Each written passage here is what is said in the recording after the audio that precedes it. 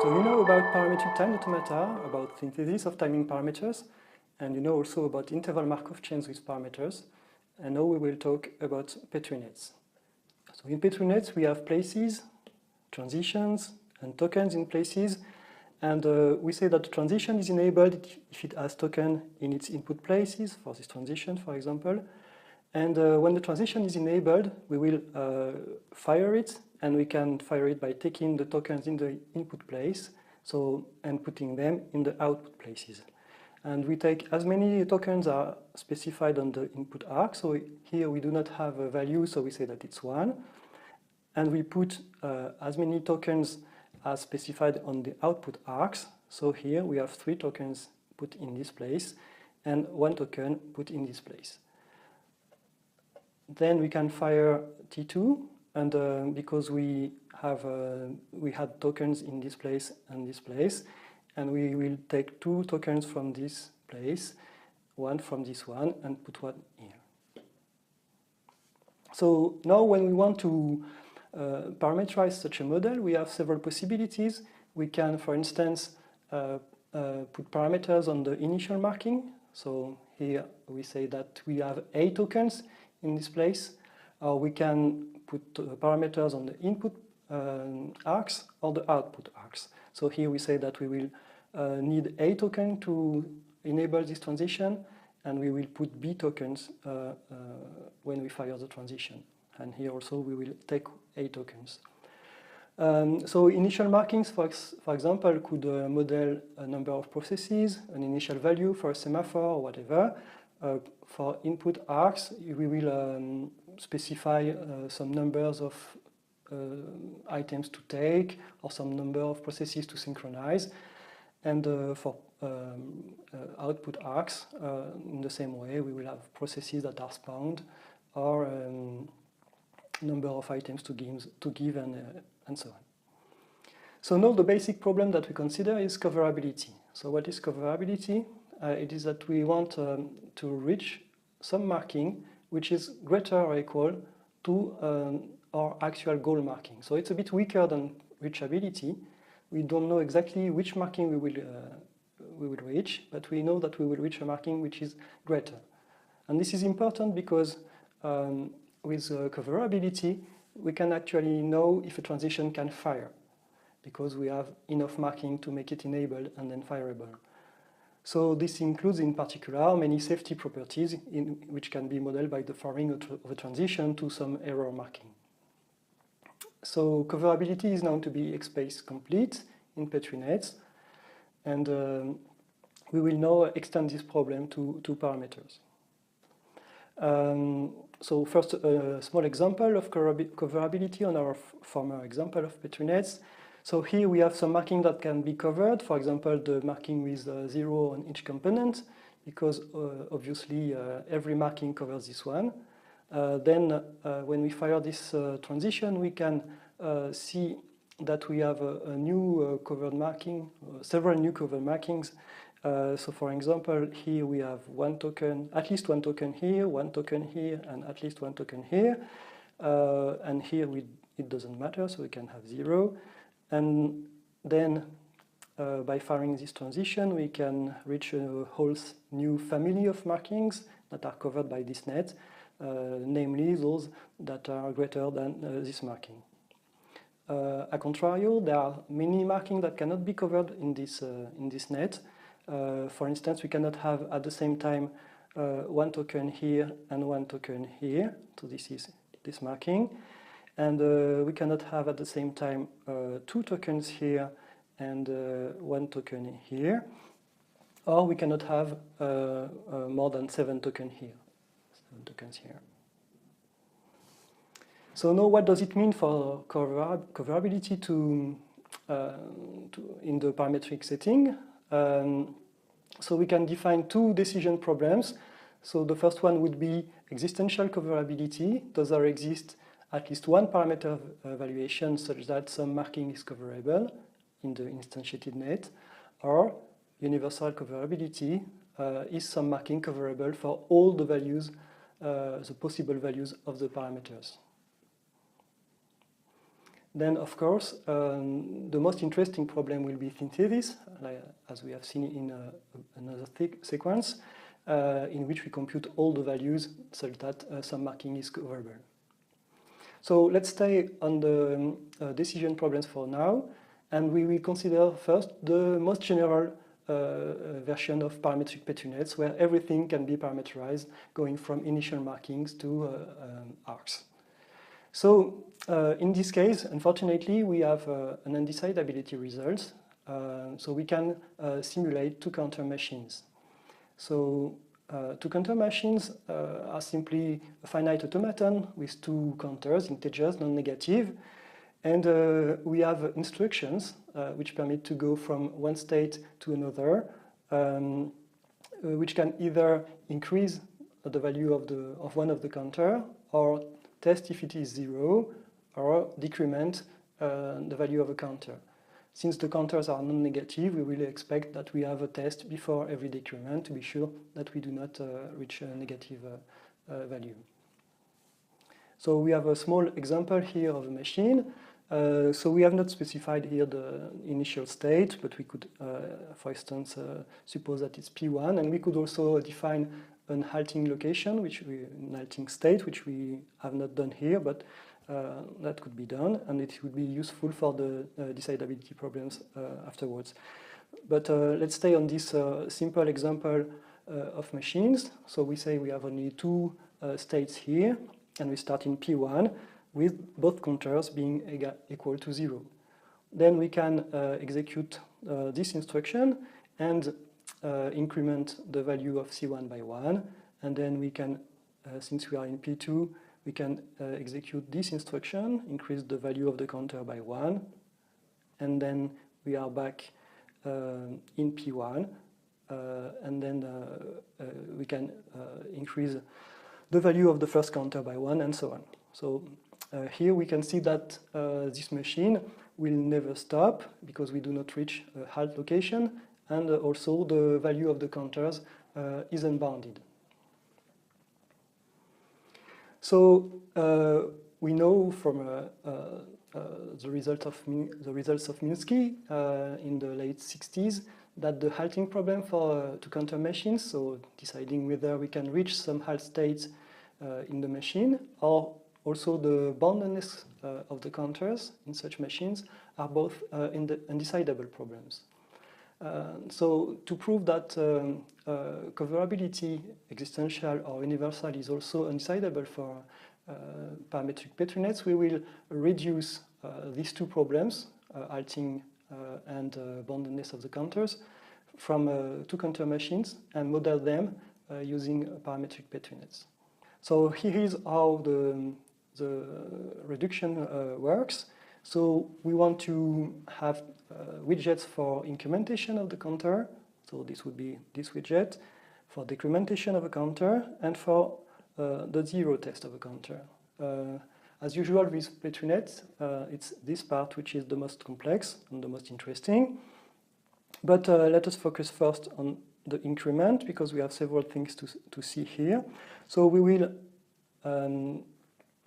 split, somehow duplicate the place for the counter here with a dual place here, such that at every moment in the execution of the machine, we will have the sum of the number of tokens here and the number of tokens here, which is equal to some parameter in the system, which is A. So initially we see that this transition will initialize everything in the machine, and it will put a token in the dual place here. So when we have a token here, it models that the value of the counter, C1, is equal to 0, and then this corresponds exactly to the number of tokens here.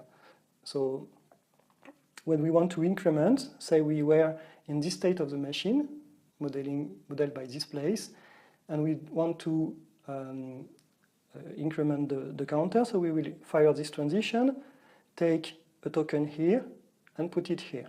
So the value of the counter modeled by the number of tokens here has increased, and the dual place here, its value has decreased. And now we see that perhaps when we do an increment like this, we do not have any tokens left here before this transition is not fireable.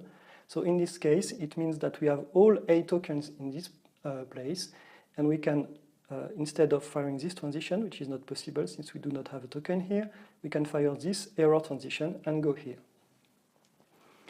So decrement works exactly like in the same way, so except that we take tokens from here and put them back in the dual place.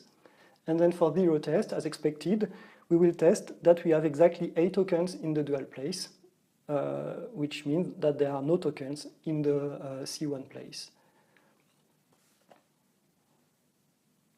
So when we want to test for alting of the machine, we can just test if we reach some place like this one, which corresponds to the alting state of the machine. And if we want to test boundedness of the machine, of the counter of the machine, we will just use this error place. So how does it work? I think it was a slide before. We will see that if the counters are unbounded, then for every value of the parameter, there will be a moment when the value of the counter, the value of the parameter will not be big enough to allow for an increment. And so we will go invariably for every parameter valuation to the error state. And when so this would be for universality, and for existentiality of the parametric of the solution set of the parameters, we will need just a valuation of the parameters which is big enough to allow the run of the machine, since we know that it is finite, so it has a finite number of increments, and if we take a value big enough, then we know that we will be able to simulate correctly the run of the machine. So this means that for parametric Petri nets, the most general class here, we have undecidability, and then we can, as usual, when we have undecidability results, split our most general formalism into subclasses and hope to get some decidability. So here maybe we can first try to split between parametric Petri nets only with initial markings that are parameters, so place parametric Petri nets, and transition parametric Petri nets in which we put parameters only on the arcs of the model, so input arcs, output arcs. So as we have seen just before, this model is actually undecidability is actually undecidable too, because the previous construction of the simulation of the counter machine uses only parameters on arcs. So we can further distinguish in this class, and we will distinguish on whether we use parameters on output arcs, that would be here, or on input arcs only, that would be here. And then if we put both of them together, we get distinct ppn, which means that we use parameters on both input arcs and output arcs, but the difference with this one is that we cannot use the same parameter both on an input arc and on an output arc. Then below we have normal Petri nets, which are just parametric Petri nets without any parameter. So there are a few relations that were not shown in the previous picture. So we will now see how there is a relation between initial parameterized marking and output parameters. So we can very easily go from initial markings that are parameterized to only nets with output arcs that are parameterized. How do we do that? We just add an additional transition, which is the only one that is enabled at the very start of the net, with an additional place here. And this transition will put all the tokens which correspond to the initial marking in the rest of the places. So here we had a marking which was 1, A, B, and here we have output arcs which correspond 1, A, B, and we can thus very easily simulate Petri net with a parametric initial marking. In the other direction, it's a bit more complex. So we have a parametric Petri net with an output parameter, and we want to model it with an initial marking that is parameterized. So how does it work? We have this widget here with 8 tokens in this place, and the idea is that when we fire the transition, we can enable this widget, and then if everything goes normally, I would say, then you will be able to fire this transition 8 times. So put all 8 tokens here and a copy here. And then if everything goes nominally, then you would fire this transition again 8 times. And put back the 8 tokens here. And we are ready for another firing of the transition. And we have indeed put 8 tokens in this place. Of course, it's always possible in the first step or in the second step that we do not fire this transition or this transition exactly 8 times. In this case, then we would have some leftover tokens here, and in the end, we would not have 8 tokens here, but less of them, and also here. But it's not a problem because this net will be able to do less things than this net. Because we have less tokens, so in terms of transition sequences in the net, then we have less behaviors. So basically, the nominal behavior will simulate all the others. So for coverability, it's not a problem. So we can complete a bit our picture. So we have a relation here, 2 different types of relations. Between initial parameterized marking and initial and a parametric output arcs here, and so now we can see if which are decidable. The most obvious one to begin with decidability would be initial parametric markings, because we can actually simulate them with normal Petri nets. So how do we do that? We will just say that this Petri net with an initial marking of 8 tokens can be simulated by this Petri net with an initial token injector here that will put as many tokens as we want, and then when we have reached the number of tokens that we are interested in, we can just fire this transition, which will disable our injector, and then it will enable all the other transitions of the net. And in this case, you see that we will have some marking which is coverable if and only if there is first a possibility, a run that will put as many tokens as necessary in the initial places, in the places that were initially marked with a parameter, and then which proceeds to the marking to be covered. So like this, we can simulate and detect the existence of a parameter evaluation that permits the coverability of a marking. So this is for existentiality, and for universality. Of course, it's easy to see that putting all parameters to 0 is the worst case.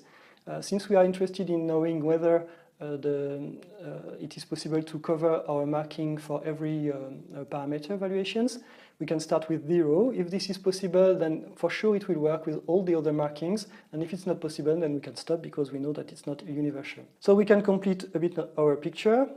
So we have decidability here, and as I said before, thanks to our reductions, we have equivalence for coverability, so we can also say that it's decidable for post-T PPNs. So now to complete our picture, we will focus on parameters as input arcs. So this is a bit more complex, not for existentiality, because dually to the previous case, we have that 0 is the best case, because it means that we take no token from here to fire this transition. So since we leave the most tokens in the net, then this will correspond to the most permissive behavior, the most the biggest behavior. So if it works for 0, then it's good, and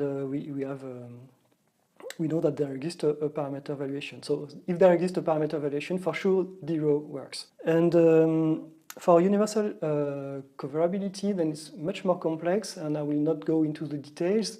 But the main intuition is that to fire a transition like this with an initial with a parameter here, then since it's universal, then you would have to be able to put as many tokens as you want in this place. So basically that the place is unbounded. So we can use this fact together with the notion of simultaneous unboundedness from Demery to create a widget in which we will have several copies of the net, and they will record the order in which we enable parametric transitions by verifying that the preconditions of these transitions are always unbounded and in sequence. So doing that, we have a construction which is a bit complex, but which reduces the universality of parameter evaluations for coverability to the, even for simultaneous unboundedness of Petri nets, of parametric Petri nets to the simultaneous unboundedness of regular Petri nets. So finally we have this, and since we have both of them, we can easily combine both techniques, and we get that actually it's decidable also for distinct PPNs. So it remains the problem of synthesis. So synthesis is the most complex problem. It's not a decision problem, but it's a computational problem. So we want to compute all the values that permit coverability. And it's not feasible in general because, of course, since the existential problem is undecidable, we cannot do the synthesis problem, which is more general.